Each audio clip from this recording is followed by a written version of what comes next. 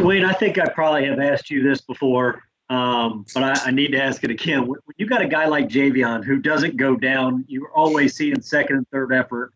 Does that inspire you think the rest of the offense when they watch that on tape and they watch? I mean, he just seems like he's like the heart and soul of this offense.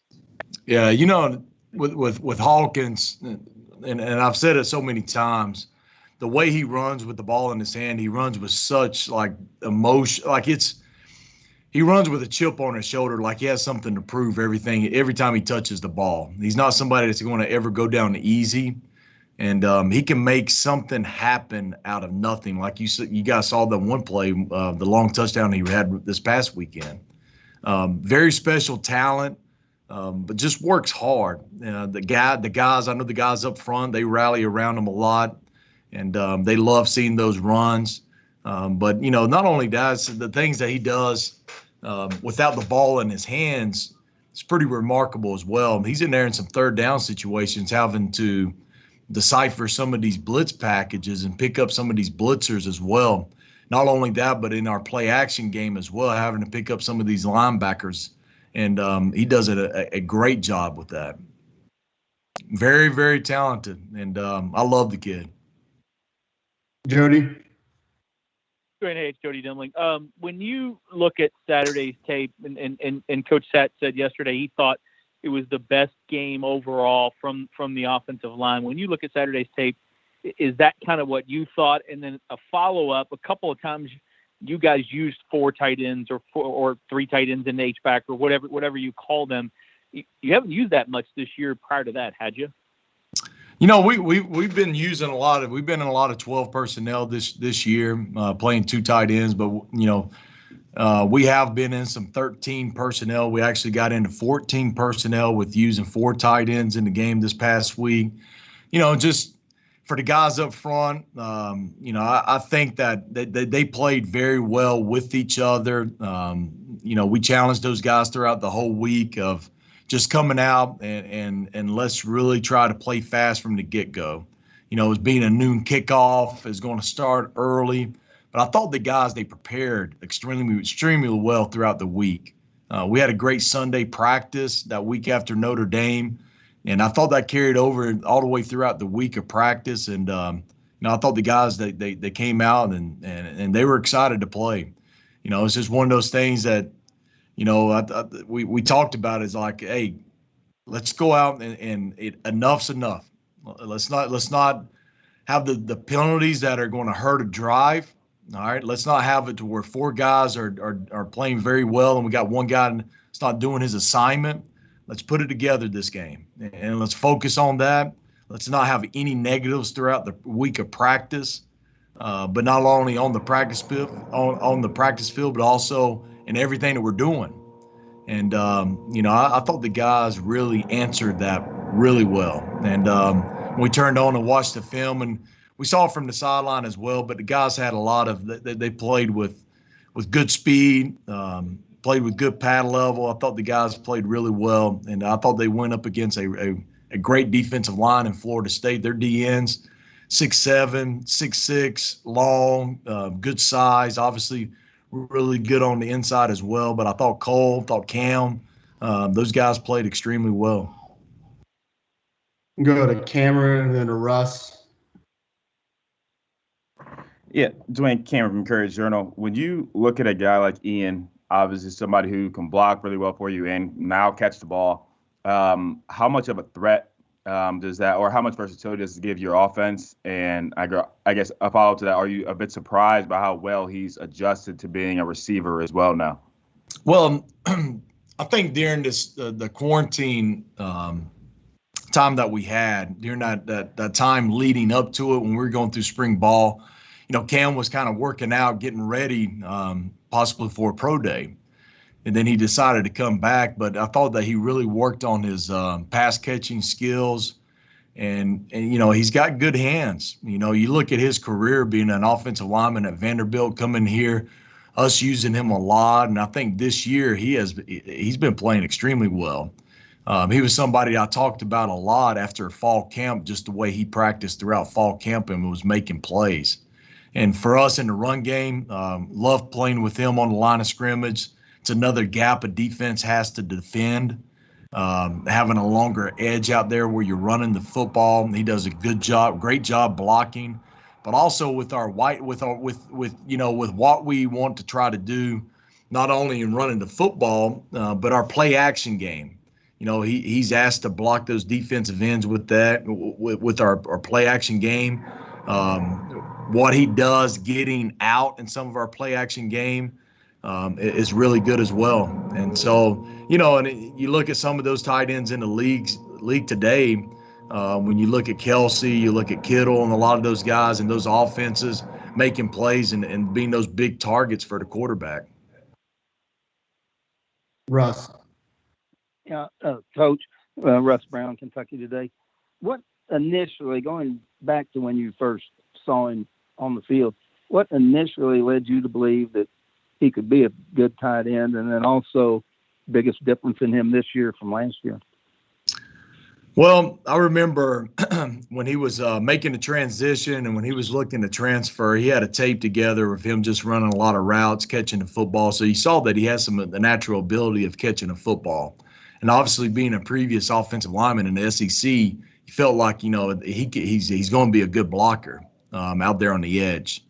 And he gets here and he surpasses anything that we had going into it as far as like preconceived thought on what it was going to look like. And the thing about it is he works so hard.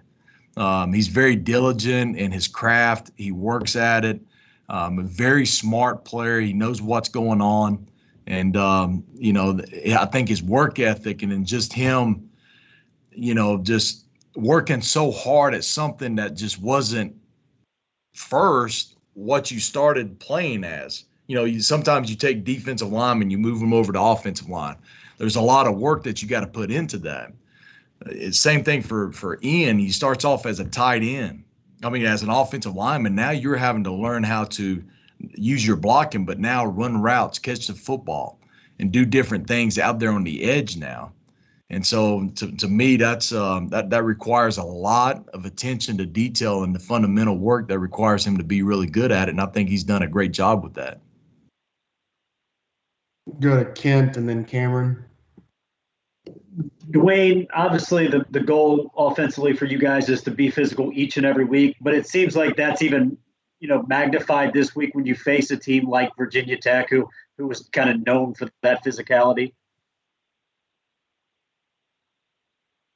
Yes, it is. I don't know if you're through the question, but, Virginia Tech, I talked to the guys before, it's the first time where I've had an opportunity to coach against these guys, but just knowing Virginia Tech and what they've stood for as a program, what they've stood for on defense, the players that's come through that program.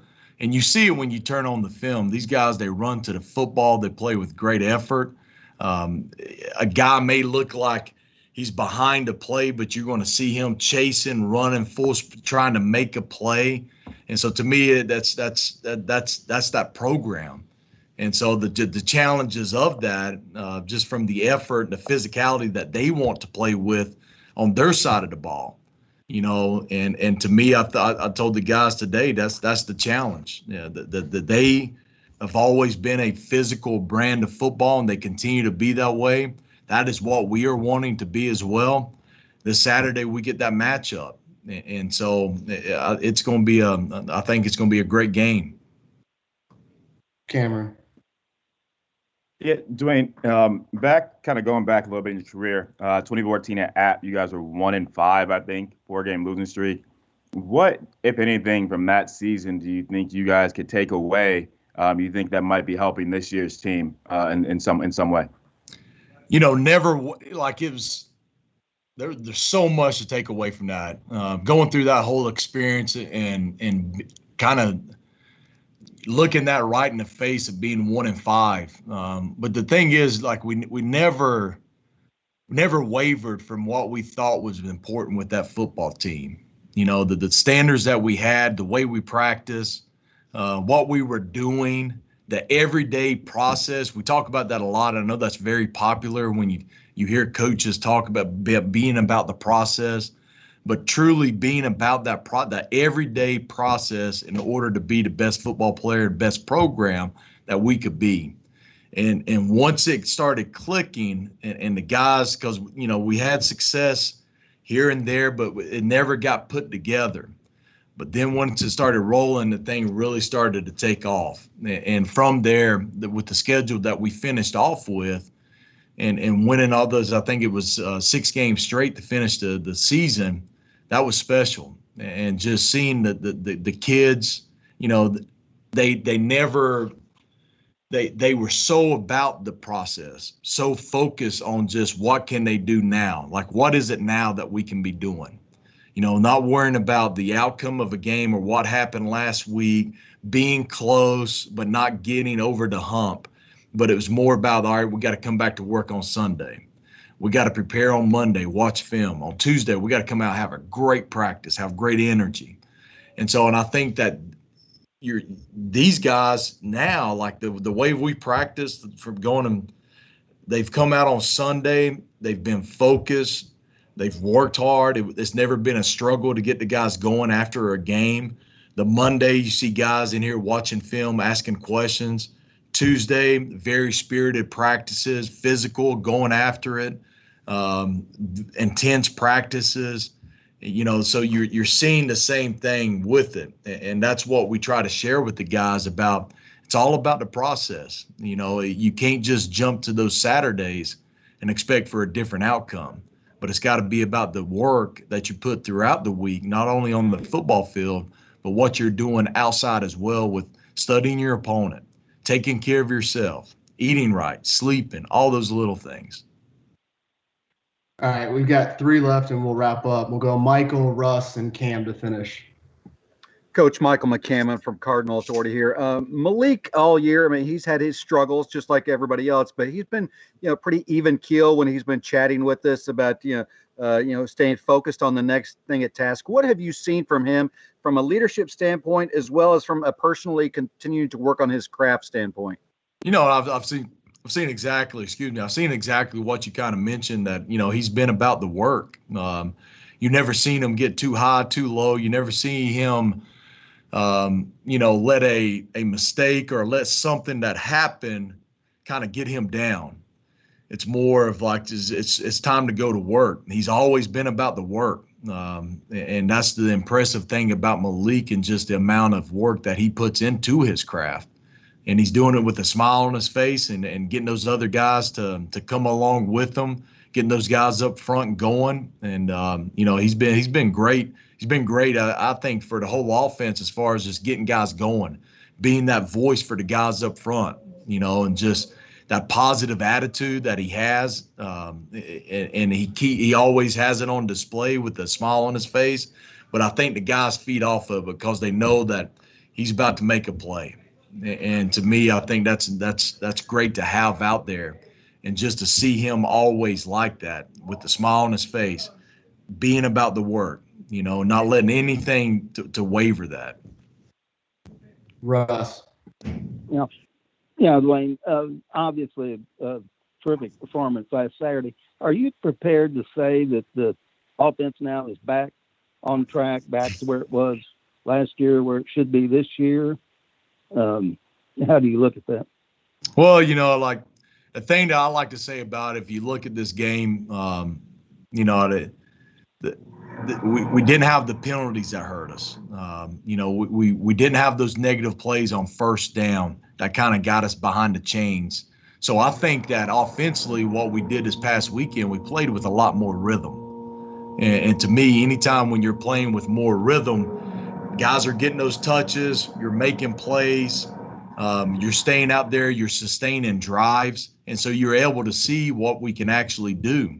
And it's a lot of the same things that you saw last year as well. And at some point, at times this year as well. And to me, that's the big part about it, is just playing with rhythm, staying on top of the chains, eliminating those negative plays, and being it from a play, a breakdown in assignment, or just not executing well enough or the self-inflicted penalty. And I think the guys did a really good job with that this past week, and I thought you saw us play with a lot better rhythm. You see that going forward? I would certainly would hope so. And we got a great group of guys, and they work hard. We're talking about Malik just a little while ago, but how this whole team, the way they come to work, it can't be said enough how impressed I am with the way they come in and they go to work. And when you're putting the work in and everybody's pulling together, which these guys are, I kind of like to think good things tend to happen to those guys, and they're working hard for it, and we're definitely looking forward to keeping that trend going for sure. Cameron, wrap us up.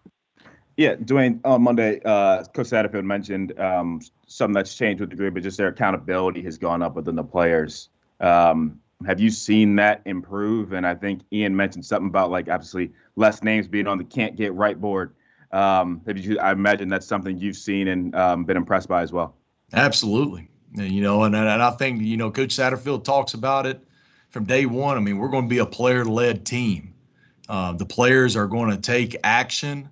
They're going to be accountable for what they're doing on the field and off the field, and having the leaders of the team to hold each other accountable. And it could be each position group doing it, the leaders of the offense or defense or of the team. And to me, I think that, Coach Satterfield talks about that all the time. And I think that you're starting to see that better now. When we talk about that get right board, fewer names. I don't even know if there's a name on there right now, but you walk by it every day. And so you get to see the person. But now what you're doing is you're hearing guys talk about it. Guys are talking about it like if their name is on the board, they're like, Coach, but I'm telling you, I didn't do it. So they don't want to be on that board, and that's the thing that Coach Siriano and everybody here just holding these guys accountable as well. And you can't let anything slip. You got to be consistent in everything that you're doing. But the great thing about it is when the players themselves are holding themselves accountable. And I think that you're seeing that a lot right now. And they're working hard. But the best thing about it is, you can talk about it, but just seeing their actions, you can see that it means something to them not to have their name up there. You can see them, like, if they're making a mistake, being accountable for it. You saw Hawkins drop down doing push-ups during the course of the game for the fumble that he had. Ronaldo was trying to help him up, but he's just trying to be accountable for his actions. And to me, that approach by everybody is what you're looking for. All right, we'll wrap up on that. Coach, thanks for the time. Thanks for being with us, everybody. Thank you, man.